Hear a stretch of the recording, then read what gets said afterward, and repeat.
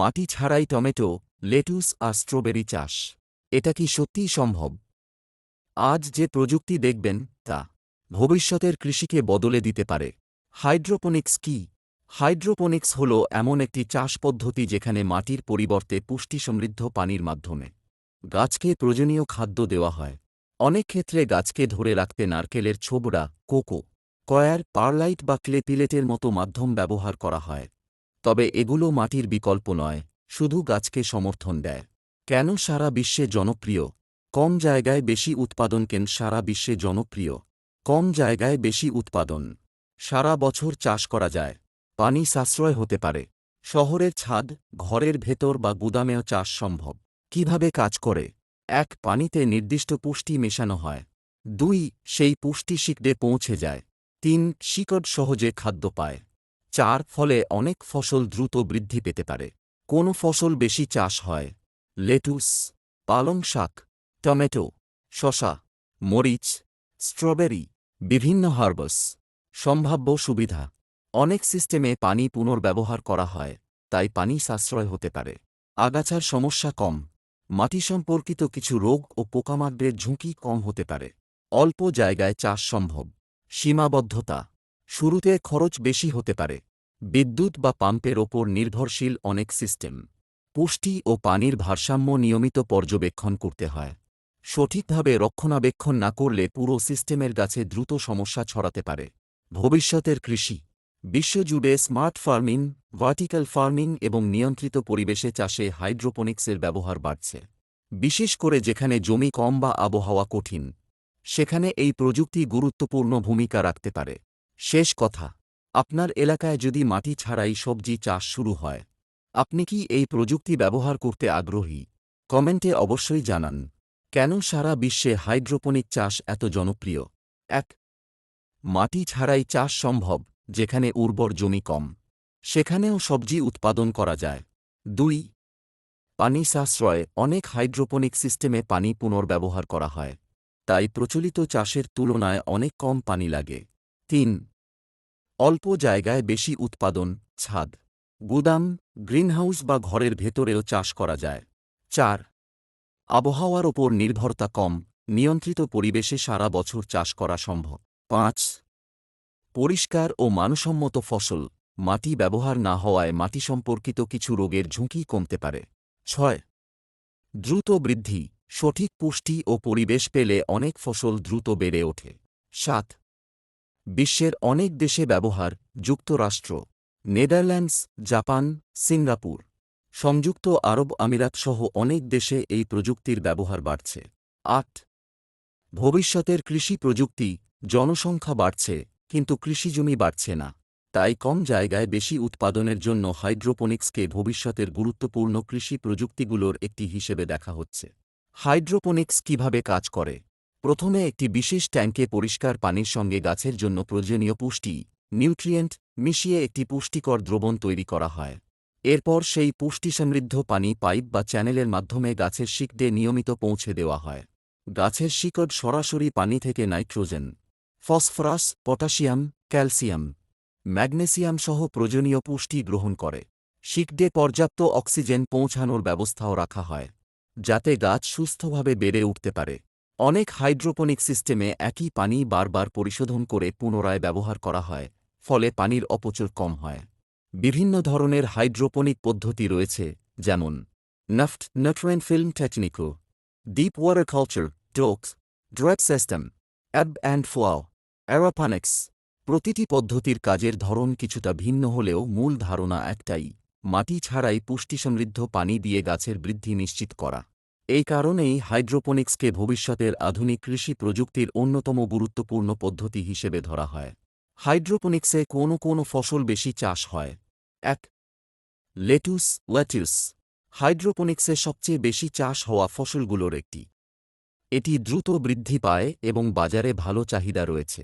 ২. পালং শাক, স্পিনাচ। কম সময়ে উৎপাদন হয় এবং নিয়ন্ত্রিত পরিবেশে ভালো ফলন দেয়। ৩. টমেটো। উচ্চ ফলন ও ভালো মানের কারণে হাইড্রোপনিক গ্রিনহাউসে টমেটো ব্যাপকভাবে চাষ করা হয়। ৪. শসা, কাকাম্বার। দ্রুত বেড়ে ওঠে এবং নিয়ন্ত্রিত পরিবেশে সারা বছর উৎপাদন করা সম্ভব। ৫. মরিচ, শেলে বেল পেপার। মিষ্টি মরিচ ও ঝালো মরিচ দুই ধরনেরই সফলভাবে হাইড্রোপনিক্সে চাষ করা যায়। ৬. স্ট্রবেরি। অনেক দেশে বাণিজ্যিকভাবে হাইড্রোপনিক পদ্ধতিতে স্ট্রবেরি চাষ করা হয়। ৭.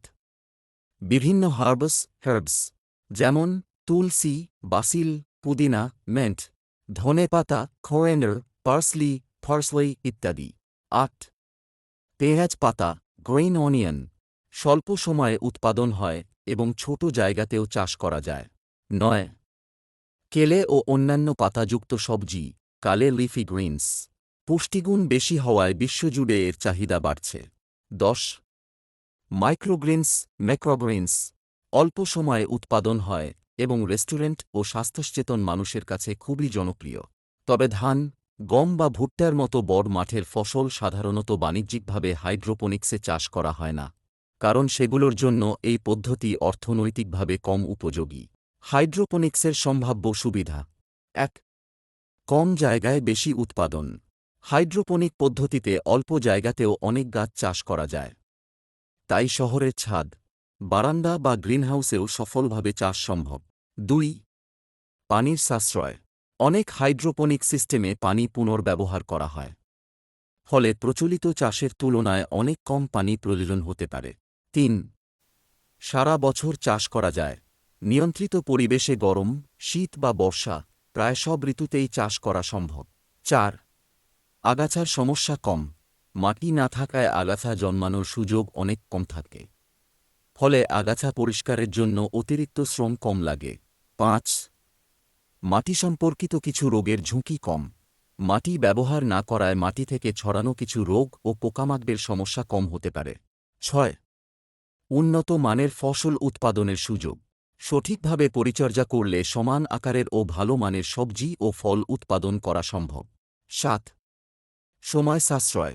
স্বয়ংক্রিয় ব্যবস্থার কারণে অনেক কাজ সহজে করা যায় এবং নিয়মিত পরিচর্যা করা সুবিধাজনক হয়। ৮. পরিবেশবান্ধব হওয়ার সম্ভাবনা। সঠিকভাবে পরিচালনা করলে পানি ও কিছু সম্পদের অপচয় কমানো যায় এবং আধুনিক কৃষিকে আরও টেকসই করতে সাহায্য করতে পারে। ৯. বাণিজ্যিক সম্ভাবনা। উচ্চমূল্যের সবজি, হার্বস ও স্ট্রবেরির মতো ফসলের জন্য হাইড্রোপনিক্স অনেক দেশে একটি জনপ্রিয় বাণিজ্যিক চাষ পদ্ধতি। ১০. ভবিষ্যতের কৃষি প্রযুক্তি। বিশ্বজুড়ে জনসংখ্যা বাড়ছে এবং কৃষিজমি কমছে।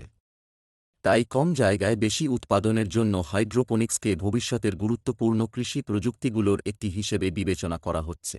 হাইড্রোপনিক্সের সীমাবদ্ধতা: ১. শুরুতে খরচ বেশি হতে পারে। হাইড্রোপনিক সিস্টেম স্থাপন করতে tank, pipe, pump, grow light প্রয়োজন হলে সেন্সর ও অন্যান্য যন্ত্রপাতির জন্য শুরুতে তুলনামূলক বেশি বিনিয়োগ লাগতে পারে। ২. বিদ্যুতের ওপর নির্ভরতা। অনেক সিস্টেমে পানি চলাচলের জন্য বৈদ্যুতিক পাম্প ব্যবহার করা হয়। দীর্ঘ সময় বিদ্যুৎ না থাকলে গাছ ক্ষতিগ্রস্ত হতে পারে। ৩. নিয়মিত পর্যবেক্ষণ দরকার। পানির ক্ষয়, পুষ্টির মাত্রা এবং তাপমাত্রা নিয়মিত পরীক্ষা করতে হয়। এগুলো ঠিক না থাকলে গাছের বৃদ্ধি ব্যাহত হতে পারে। ৪. রোগ ছড়ানোর ঝুঁকি। একই পানির মাধ্যমে অনেক গাছ যুক্ত থাকলে কোনো রোগ বা সমস্যা দেখা দিলে তা দ্রুত অন্য গাছেও ছড়িয়ে পড়তে পারে। ৫. প্রশিক্ষণের প্রয়োজন। এই পদ্ধতিতে সফল হতে হলে সিস্টেম পরিচালনা, পুষ্টি ব্যবস্থাপনা এবং গাছের যত্ন সম্পর্কে কিছু প্রযুক্তিগত জ্ঞান থাকা দরকার। ৬. নিয়মিত রক্ষণাবেক্ষণ। পাম্প, পাইপ, ফিল্টার এবং ট্যাঙ্ক পরিষ্কার রাখতে হয়। সঠিক রক্ষণাবেক্ষণ না করলে পুরো সিস্টেমের কার্যকারিতা কমে যেতে পারে। ৭. সব ফসলের জন্য সমান উপযোগী নয়। লেটুস, টমেটো, শসা বা স্ট্রবেরির মতো ফসল ভালো ফল দিলেও ধান, গম বা ভুট্টার মতো বড় মাঠের ফসল সাধারণত এই পদ্ধতিতে বাণিজ্যিকভাবে চাষ করা হয় না। ৮. সঠিক পরিকল্পনা না থাকলে লাভ কম হতে পারে। কোনো ফসল চাষ করবেন, বাজারে তার চাহিদা কেমন এবং উৎপাদন খরচ কত, এসব বিবেচনা না করলে লাভের পরিবর্তে ক্ষতির ঝুঁকি থাকতে পারে। তবে মনে রাখবেন, সঠিক প্রশিক্ষণ, পরিকল্পনা এবং নিয়মিত পরিচর্যা থাকলে এই সীমাবদ্ধতাগুলোর অনেকটাই সফলভাবে মোকাবিলা করা সম্ভব। ভবিষ্যতের কৃষি। ভিডিওটি ভালো লাগলে লাইক করুন, কমেন্ট করুন এবং আধুনিক কৃষি প্রযুক্তির আরও ভিডিও দেখতে ফন টেক বাংলা চ্যানেলটি সাবস্ক্রাইব করতে ভুলবেন না। ধন্যবাদ।